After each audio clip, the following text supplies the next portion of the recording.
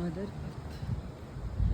So ఎందుకు మనం చెప్తాము మనకి కష్టాలు, బాధలు, వాట్ ఎవర్ ద ఎమోషన్స్ ఒక్కసారి వచ్చినప్పుడు I tell my clients to walk in nature, grass, ground. చూసారా, ఇక్కడ మాట్లాడమని చెప్తాను, ఇక్కడ నడవమని చెప్తాను.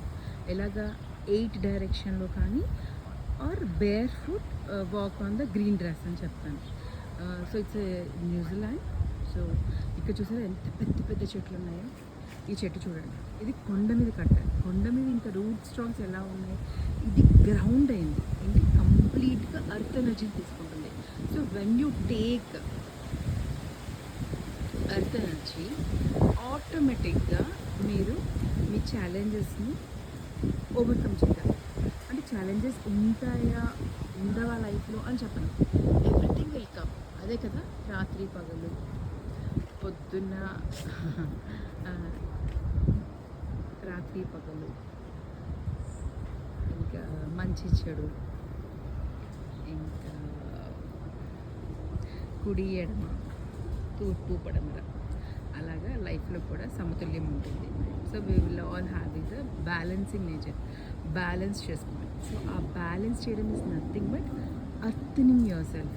మిమ్మల్ని కంప్లీట్గా గ్రౌండింగ్ చేయండి మదర్ ఎర్త్ ద్వారా. చూసారా, ఇది ఏం చేసింది, దాని రూట్స్ని స్ట్రాంగ్ చేసుకుంది. So what ever it comes, గాలి రానివ్వండి, వర్షం రానివ్వండి, సైక్లోన్ రానివ్వండి, ఎండ రానివ్వండి, అది అస్సలు షేక్ అవ్వదు.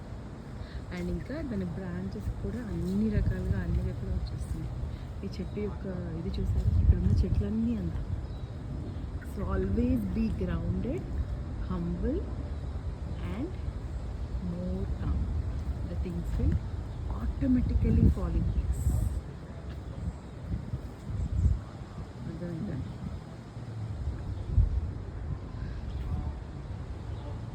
So this is the beauty I love.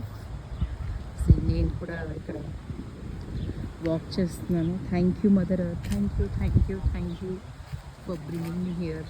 ఇది పెద్ద కొండ మీద ఉంది. So this is the place where ఇది విక్టోరియా పార్క్ అంటారు దీన్ని. అండ్ ఇక్కడ చూడండి ఎంత పెద్ద పెద్ద బ్రాంచెస్, ఎంత పెద్ద పెద్ద ఇది ఫౌంటైన్ చూసారా.